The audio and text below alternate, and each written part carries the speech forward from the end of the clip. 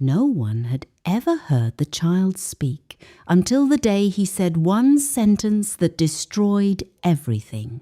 For years he had been silent, not quiet, not shy, silent, the kind of silence that unsettles people, the kind that makes adults uncomfortable and children curious.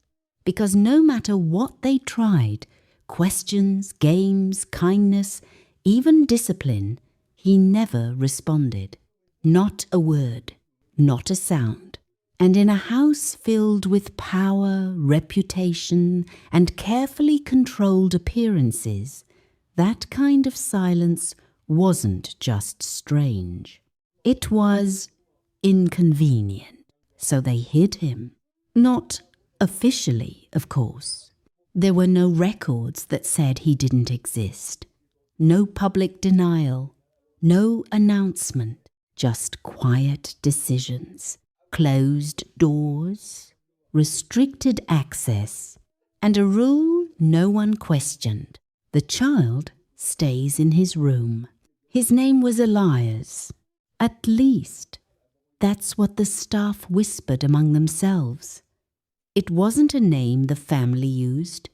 To them, he was simply a situation, a complication that needed to be managed, because Elias wasn't like the others.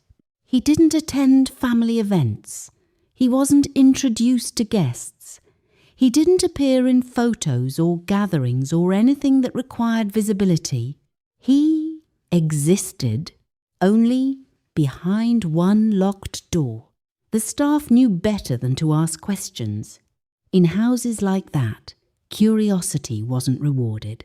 It was punished. Still, they noticed things. The meals delivered at specific times. The way the head of the house would visit him late at night. The tension that lingered in the air whenever his name was even slightly mentioned. And the silence. Always the silence. Until one day, a new caretaker arrived. Her name was Lena. She hadn't been there long enough to understand the rules. Not fully, not deeply. She knew there were boundaries, but she didn't yet know why they existed. And that made her dangerous. On her third day, she heard something. A faint noise coming from the far end of the hallway. Not loud, not clear, but enough to catch her attention. She followed it, slowly, carefully, until she reached the door. Elias' door. It was always closed, always locked. But this time, it wasn't. Just slightly open, enough to see inside. Lena hesitated. She knew the rule. Everyone knew the rule. But rules don't stop curiosity, especially when something feels wrong. She pushed the door gently and stepped inside. The room was dim, too quiet, too still. At first, it looked empty until she saw him, sitting in the corner, small, thin, watching. His eyes met hers instantly, and in that moment, something shifted, because there was nothing empty about his gaze. It was aware, too aware. "Hi," Lena said softly. No response. Of course. She took a step closer.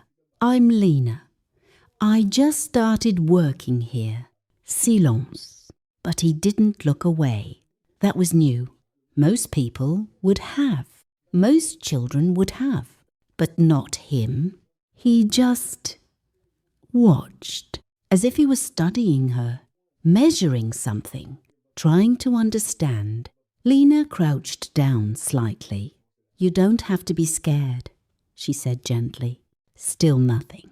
But something about the room felt different now, less empty, more present. She stayed a few minutes longer, talking, even though he didn't respond. and then she left. But something about that moment stayed with her, because for the first time, the silence didn't feel like nothing. It felt like something waiting.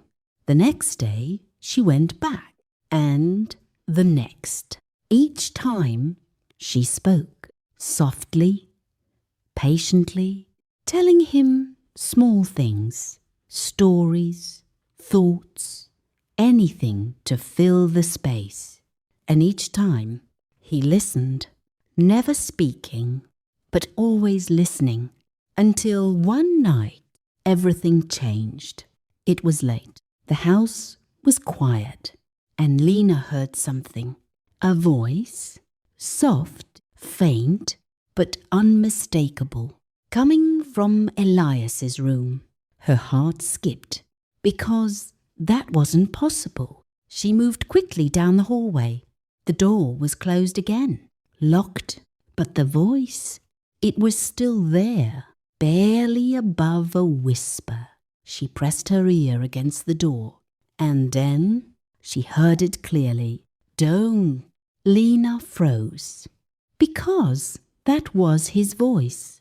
The child who had never spoken, the child who had been silent for years, was speaking. Her hands shook as she reached for the handle. Locked. Of course, it was locked. But she didn't stop. She knocked. Elias? Silence. Then, they'll hear. Her breath caught. Elias, it's me. Lena. A pause. And then, you shouldn't be here. The words were slow, unsteady, like something that hadn't been used in a long time. But they were real. He was speaking. And whatever he was saying, he was afraid. What's wrong? She whispered urgently. Silence. Then, footsteps. Behind her, she turned. The head of the house stood there, watching, his expression unreadable. You're not supposed to be here, he said calmly. Too calmly. Lena stood up slowly. He's talking, she said. The man's expression didn't change, not even slightly. No, he replied. He is, she insisted. I heard him. You heard nothing. The air shifted, heavy, controlled, but Lena didn't back down. He's scared, she said. Something is wrong. Everything is fine. The words were sharp now, final. But before Lena could respond, a voice came from inside the room. Clear, loud, stronger than before. He lied. Silence. Complete. Unavoidable. Lena's heart pounded, because that wasn't a whisper. That wasn't fear. That was certainty. The man's expression changed, just for a second, but it was enough. Elias, Lena whispered. Another pause, and then the words that changed everything. They locked me away because I saw what they did. The hallway went cold because suddenly this wasn't just about a silent child anymore. This was something else, something deeper. What did you see? Lena asked softly. A long silence followed, and then everything. The word echoed, heavy, final. And in that moment, the silence that had protected them for years was gone, because the child they had hidden, the one they thought would never speak, had finally found his voice, and with it, he had exposed a truth they could no longer control.